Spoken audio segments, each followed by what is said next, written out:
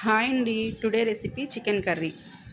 Chicken కర్రీని కుక్కర్లో ఎలా చేయాలో చూద్దాం రండి. ముందుగా స్టవ్ ఆన్ చేసి బాండి పెట్టుకోవాలి. తరువాత కొంచెం ఆయిల్ పోసుకొని ఆయిల్ హీట్ అయిన తర్వాత ఉల్లిపాయ, పచ్చిమిర్చి, టమాటా వేసి ఫ్రై చేసుకోవాలి. అవి బాగా ఫ్రై అయిన తర్వాత అల్లం వెల్లిపాయ పేస్ట్ వేసి ఫ్రై చేసుకోవాలి.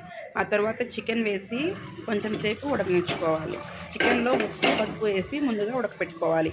అలా ఉడికిన తర్వాత వాటర్ అంతా ఎగిరిపోయేంత వరకు ఉంచుకోవాలి. ఆ తర్వాత కొంచెం కారం వేసి కొంచెం వాటర్ పోసుకొని కుక్కర్కి మూత పెట్టేసి 2-3 విజిల్స్ వచ్చేంత వరకు ఉడకబెట్టుకోవాలి. ఆ తర్వాత కొంచెం కరివేపాకు, గరం మసాలా వేసి ఉడకబెట్టుకోవాలి.